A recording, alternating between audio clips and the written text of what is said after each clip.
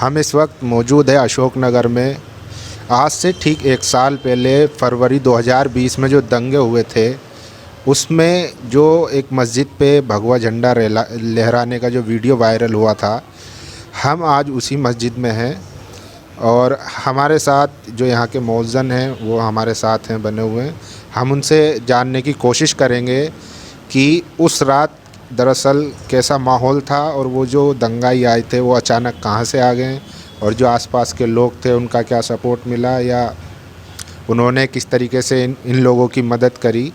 ये हम सब जानने की कोशिश करेंगे और हम दिखाएंगे कि जो ऊपर मीनार थी उसको भी हम दिखाने की कोशिश करेंगे जहाँ पे भगवा झंडा लहराया गया था। तो इमाम साहब, पहले अपना नाम बताइए और उस दिन क्या हुआ था वो थोड़ा तफसील से बताइए। मेरा नाम अब्दुल रहीम है और मैं पिछले 4 सालों से इस मस्जिद में इमाम हूँ। उस दिन ऐसा हुआ था कि 25 फरवरी 2020 ठीक 12:30 बजे के करीब यहाँ पर जो है एक शोर शराबा मचना शुरू हो गया और भगदड़ मच गई। दुकानें बंद होने लगी और इधर जो है रोड की तरफ से गाड़ियों में आग लगानी शुरू कर दी, धुआं उठने लगा। तो हम समझ गए कि माहौल ख़राब है, क्योंकि ठीक उससे एक दिन पहले गोकलपुरी की मस्जिद में आग लगा दी गई थी। तो हम समझ गए कि अब जो है यहाँ का नंबर है, यहाँ भीड़ आ सकती है, दंगे यहाँ तक भी आ सकते हैं हमारी मस्जिद तक। इसलिए दुकानें सब बंद हो गई थी, मार्केटें बंद हो गई थी। तो मैं तो मेरी फैमिली थी, वाइफ थी, 2 बच्चे थे, मेरे वालिद साहब यहाँ से निकाल कर ले गए उनको, और मैं यहाँ रह गया था। तो मैं यहाँ किसी के मकान में जो है हम शिफ्ट हो गए थे। तो ठीक वो फिर 1 बजे के करीब मस्जिद पर आए। मस्जिद पर जो है सबसे पहले मस्जिद के दरवाज़े को तोड़ा और मस्जिद के दरवाज़े को तोड़कर जो है अंदर एंट्री करी। उसके बाद मस्जिद के अंदर घुसकर जो है तोड़फोड़ शुरू करी और मस्जिद के अंदर जो कीमती सामान था, जो ठंडे पानी की मशीन थी, इन्वर्टर था, बैटरी थे और एम्पलीफायर की मशीन थी, दान पेटी थी, उसको सबको लूट कर पहले सब जो कीमती सामान था उसको पहले लूटा गया। दुकानें लूटी गई। मस्जिद के अंदर 8 दुकानें हैं, उन 8 दुकानों को पहले उसका ताला तोड़कर उनको लूटा गया। उसके बाद लूटने के बाद मस्जिद को भी और दुकानों को भी उसमें आग लगा दी गई। और मस्जिद के बैक साइड में 3 घर मुसलमानों के, तो उन मकानों को जला दिया गया, बिल्कुल जलाकर राख कर दिया। उस दिन ये हालत हुई। हमारी बाइक थी, एक होंडा सिटी कार थी हमारे साथी की, मोहसिन साहब की बाइक थी, मेरी बाइक थी, उसमें आग लगा दी। किसी तरीके से जान का नुकसान तो किसी का नहीं हुआ, जान का नुकसान भी बाल बाल होने से बच गया, अल्लाह ने हिफाजत फरमाई, लेकिन माली नुकसान बहुत ज़्यादा हुआ है। मस्जिद के अंदर जिस वक्त मैं यहाँ बैठा हुआ हूँ, ये मदरसा है मस्जिद के अंदर ही। इसी मस्जिद के अंदर जो है मोहसिन साहब की फ़ैमिली रहा करती थी, तो वो भी किसी तरीके से जान बचाकर यहाँ से भागे अपनी। उनकी 2 छोटी छोटी बच्चियाँ थी, एक मोहसिन साहब थे, एक खादिम साहब थे, एक ठेकेदार थे। यहीं इसी मदरसे के हालत अभी तक बयान कर रही है इस बात को कि दंगा जो हुआ था, इस मदरसे की हालत ये बयान कर रही है। निशानात अभी भी मौजूद है इसके अंदर, मस्जिद के अंदर, मदरसे के अंदर। तो यहाँ से ये सब मोहसिन साहब, खादिम साहब और उनकी वाइफ बराबर वाले घर में गई, यहाँ से अपनी जान बचाई। दंगाई वहीं पहुँच गई बराबर वाले मकान में। वहाँ जाकर जो है उन्होंने उनको मारने की कोशिश की। पहले दरवाज़ा तोड़ा, उनके हाथों में तलवारें और लोहे के सरिये और हथियार और औजार उनके हाथों में थे मारने के लिए। जैसे वो ऊपर घुसे मारने के लिए, तो उन्होंने गर्म पानी में मिर्चें डालकर घोल कर रखी हुई थी, गर्म पानी में मिर्चें रखी हुई थी। वो पानी उनके चेहरे पर मारा उन्होंने, तो वो पीछे हट गए। उन्होंने समझ लिया भाई इस घर के अंदर काफ़ी आदमी है, अंदर मत जाओ। तो उन्होंने फिर क्या किया, सामने जो है होंडा सिटी कार खड़ी थी, उसमें आग लगाई। और मेरी बाइक थी, मोहसिन साहब की बाइक थी, उस दरवाज़े पर खड़ी कर आग लगाई, जिससे कि सारा धुआं उस मकान के अंदर गया। और इस कदर धुआं हो गया मकान के अंदर कि सांस आना बंद हो गया। जब उनका दम घुटने लगा तो वहाँ से निकल कर तीसरे मकान में गए अपनी जान बचाने के लिए। तो पुलिस को जो है कॉल कर दी गई थी, पुलिस आ गई, जो है पुलिस वहाँ से निकाल कर उनको ले गई, जो थाने में ले गई पुलिस। उसके बाद जाने के बाद उस घरों के अंदर भी आग लगा दी, उन घरों को भी जला दिया। जिस घर के अंदर मोहसिन साहब थे उनको लूटा, लूटने के बाद उनको आग लगा दी और मस्जिद को तो पूरा ही राख जलाकर राख कर दिया था। और मस्जिद ये जो मीनार वायरल हुई थी अशोक नगर मस्जिद, ये अशोक नगर की मस्जिद है, दिल्ली 93 में लगती है। इसी मस्जिद का वो मीनार है जिस मस्जिद के मीनार के ऊपर झंडा लगाया गया था। अच्छा इमाम साहब, जो यहाँ पे आबादी का तनासुब है वो किस हिसाब से है? मतलब मेजॉरिटी मुसलमानों के कितने मकानात होंगे आसपास, या जो गैर मुस्लिम भाई हैं उनके कितने मकानात होंगे, और उस दिन उनकी तरफ से क्या रिस्पॉन्स था? क्या उन्होंने किसी तरीके की मदद करी या उन लोगों को रोका जो दंगाई आए हुए थे, बाहर के थे या किसी पार्टी से जुड़े हुए थे? यहाँ जो मस्जिद की हमारी मुसलमानों की आबादी है, मुसलमानों के सिर्फ जो है यहाँ पर 23 या 25 मकानात हैं, और वो भी एक जगह इकट्ठे नहीं है, मुज्तमा नहीं है, बल्कि बिखरे हुए हैं। कोई कहीं है, कोई कहीं है, दूर दूर फासले पर तमाम मकान हैं। इसलिए आबादी तो बहुत कम है और मस्जिद बड़ी है। और उस दिन तो दंगा हुआ है, उस दिन जो यहाँ के जो दंगाई लोग आए थे उसमें जो हमारे पड़ोसी हिंदू भाई थे, सामने एक जितेंद्र साहब है, उन्होंने जो है उनके लड़के ने जो है उनको भगाने की कोशिश की, उनको कि भाई यहाँ दंगा मत करो, जाओ यहाँ से तुम। ऊपर से ही छज्जे पे से उनको भगाकर जो है फिर जब उनकी दंगाइयों ने उल्टा उनके ऊपर ही हमला कर दिया। जो सामने जितेंद्र साहब है ना हिंदू, उन्होंने पहला भगाने की कोशिश करी, लेकिन दंगाइयों ने उनको ही निशाना बना दिया, उनके घरों पर पत्थरबाजी शुरू कर दी। अब इतनी भीड़ थी, वो कुछ नहीं कर सकते थे। दंगाइयों की जो है बताने वाले हमने तो देखा नहीं कि 500-700 आदमी थे। अब 500-700 आदमी के सामने वो अकेले आदमी क्या करते? इसलिए यहाँ के हमारे पड़ोसियों ने जो है साथ दिया है, बचाने की कोशिश की है। ये तो देखिए, इसलिए कभी भी जो दंगाई होते हैं उनका कोई धर्म नहीं होता, ये कहा जाता है। क्योंकि जो दंगाई थे वो भी तिलक और झंडा लेकर आए थे, और जो लोग मदद कर रहे थे वो भी जो दूसरे धर्म से आते हैं उन लोगों ने। कई जगह ऐसी मिसालें मिली हमें दिल्ली दंगे में जिन्होंने मदद करी लोगों की। अच्छा इमाम साहब, अभी क्या इसका वो चल रहा है लीगल प्रोसेस किस तरीके से? अभी हम इमाम साहब से ये भी जानने की कोशिश करेंगे कि मस्जिद की कमेटी की तरफ से कोई कंप्लेन या केस दर्ज बनाया गया थाने में, उसका क्या प्रोसेस चल रहा है? कोई थाने मतलब मस्जिद या इंतज़ामिया की तरफ से लोगों पर या जो दंगाई आए थे उन पर कोई केस बनाया गया, या पुलिस की तरफ से क्या कार्रवाई की गई उनके खिलाफ़ जिन्होंने ये सब करा था? हमने जो है उसी दूसरे दिन 26 फरवरी को थाने में जाकर जो है इसकी कंप्लेंट कर दी थी।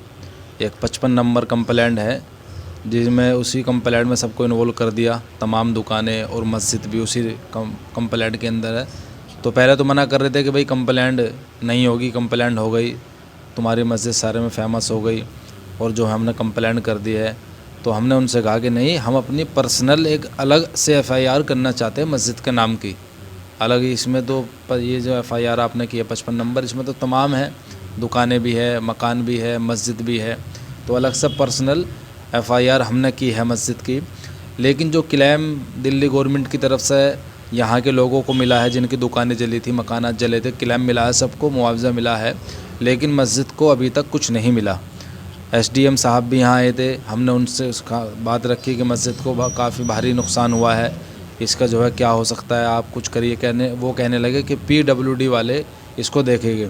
लेकिन अभी तक 1 साल होने वाला है, अभी तक ना कोई PWD वाला आया और ना कोई सरकारी अधिकारी आया। अभी तक किसी ने कुछ नहीं किया है, मस्जिद को कुछ क्लेम नहीं मिला अभी तक। जो मस्जिद के अंदर काम हो रहा है वो जो है मस्जिद की कमेटी ही करा रही, मस्जिद की जो है सदर है मुतवल्ली साहब हाजी रफ़ीउद्दीन साहब, वो ही करा रहे हैं। तो प्राइवेट उससे ही काम चल रहा है। हाँ, खुद के खर्चे पर ही मस्जिद का काम जारी है।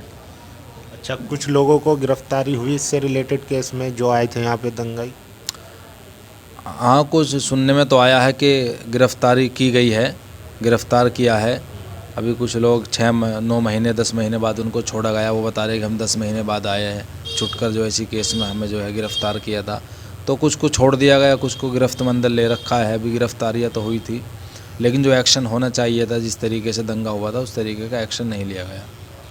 अच्छा इमाम साहब, ये आखिरी सवाल कि अभी भी क्या जो आसपास के लोग हैं, एक माहौल है सेफ आप महसूस करते हैं, या वही अभी भी डर का माहौल है कि जैसे आप तनासुब भी यहाँ पे कम है और लोगों का सपोर्ट किस तरीके का है?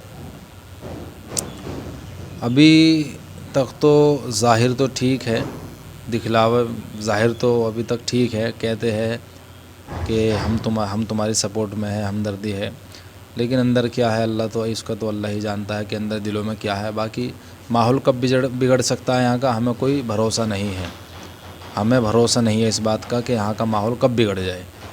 अभी तक हम उस चीज़ को फ़ील और महसूस करते हैं, आगे भी हमें ख़तरा महसूस लगता है।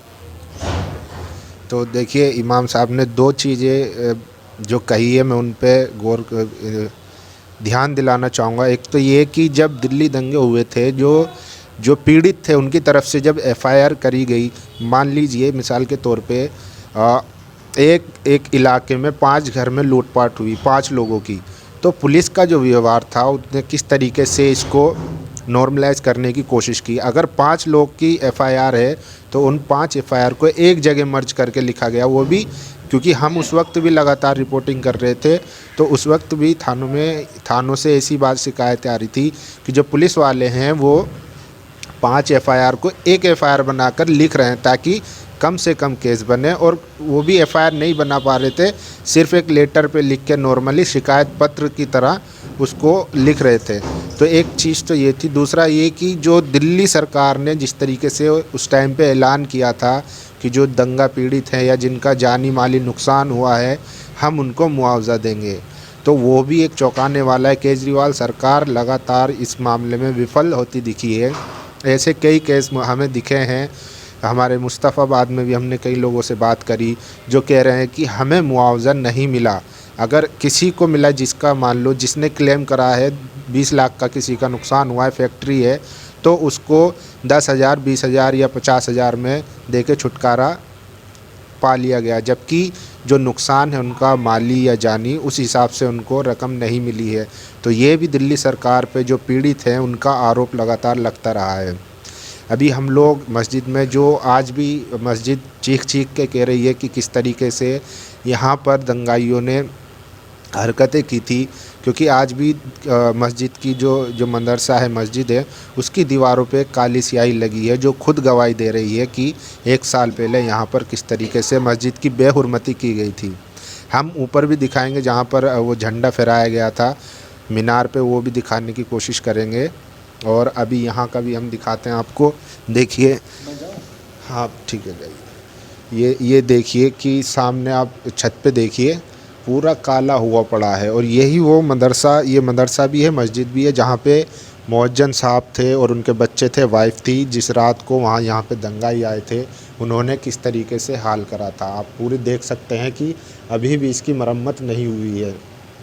पंखा देखिए आप, पंखे की भी पंखड़ियाँ मुड़ी हुई है, लेकिन अभी फ़िलहाल ये है कि एक अच्छी बात कि यहाँ पर नमाज अभी जारी है, नमाज होती है, ज़ोहर की नमाज हुई है।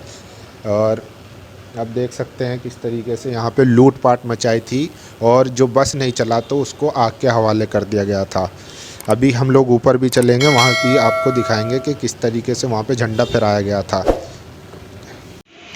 ये देखिए, ये वही मीनार है जो उस दिन दंगाइयों ने जिस पर चढ़कर जो है भगवा झंडा लहराया था। देखिए मैं आपको ऊपर दिखा दूं, यहाँ पर लोग बैठे हुए थे, जो ये बीच में है, यहाँ पर लोग वो आकर बैठे हुए थे, और जो ये लाउड स्पीकर लगा हुआ है इसको हटा के यहाँ पर भगवा झंडा लहरा दिया था।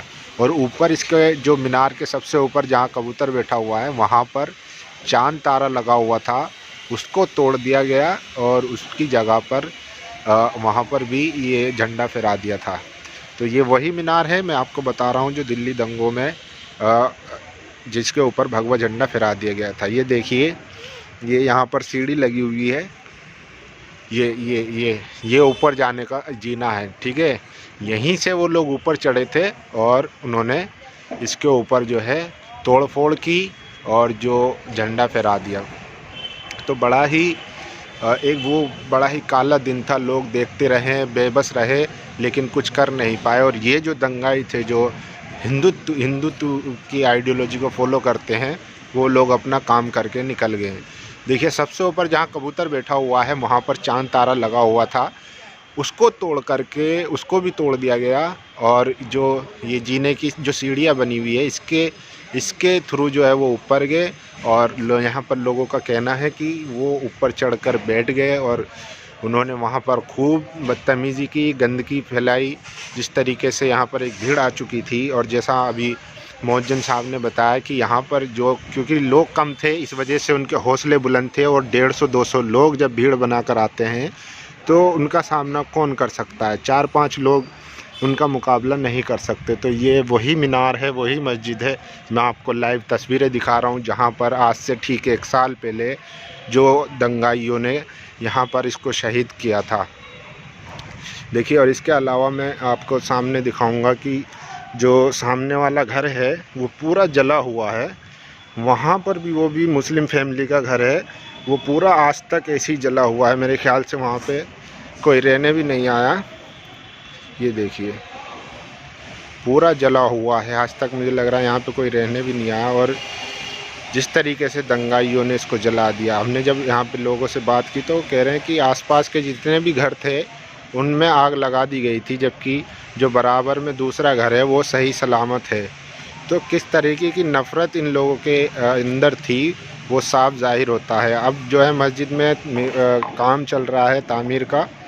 ये तो हालांकि पहले से ही चल रहा था, क्योंकि लेंटर वेंटर डल चुका था, मौजन साहब ने बताया। लेकिन जो नुकसान हुआ था, आपने अंदर से हालत देखी और इस मीनार को देखा। आप देख सकते हैं, देखिए आसपास में जितने भी लोग हैं सबके घर सेफ हैं। बस जो मुस्लिम घर है, ये जैसे कि ये वाला घर है, इस पर जो है आज भी काले काले काले निशान, काली निशानियाँ बता रही हैं। शीशे टूटे हुए हैं, बता रहे हैं कि किस तरीके से यहाँ पर हमला किया गया था। पूरा 3 फ्लोर का मकान है, पूरे मकान को जला दिया गया। और इसमें हालांकि कोई जानी नुकसान तो नहीं हुआ, लेकिन माली नुकसान, लूटपाट हुआ है। जबकि ये देखिए कितना शानदार इनका घर बना हुआ है और इसमें एक पत्थर तक नहीं फेंका गया। तो ये आपको पता चल जाएगा इससे कि किस तरीके से इन लोगों की मानसिकता है, किस तरीके से ये लोग जो है जहर इनका भरा हुआ है। ये देखिए, मैं आपको दिखा रहा हूँ, ये देखिए इनका घर जो है बिल्कुल सही सलामत है, एकदम चमक रहे हैं। जबकि जो मुस्लिम थे घर, जो इसके पीछे भी जो घर थे, वो काफ़ी उनको नुकसान पहुँचा है, लूटपाट की गई है, घरों को जला दिया गया है। ये देखिए आसपास के जितने भी हिंदुओं के घर हैं, जो नॉन मुस्लिम हैं, उनके सही सलामत है। और जो मुस्लिम घर थे उनको सबको जला दिया गया।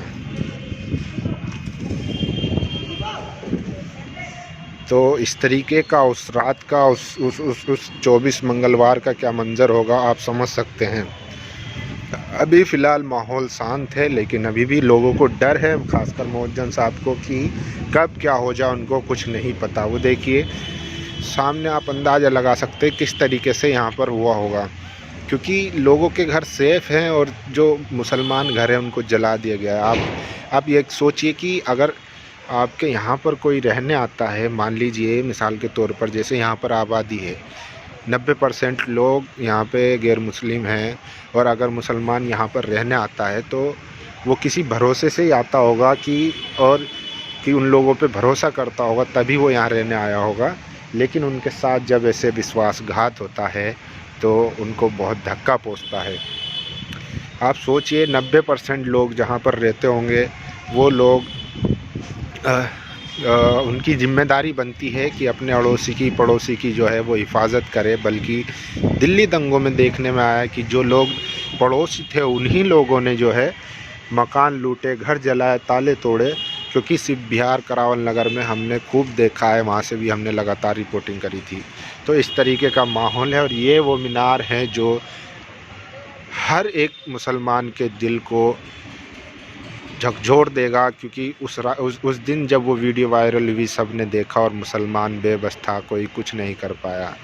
और जो दंगाई थे, जो भगवा एजेंडा पे काम कर रहे थे, वो लोग बेशर्मसार होकर यहाँ पर अपना काम अंजाम दे गए। और पुलिस का जो रवैया था वो आप लोगों ने खुलेआम देखा कि दिल्ली दंगे में कौन दंगाई है कौन पुलिस है ये पहचानना मुश्किल हो रहा था।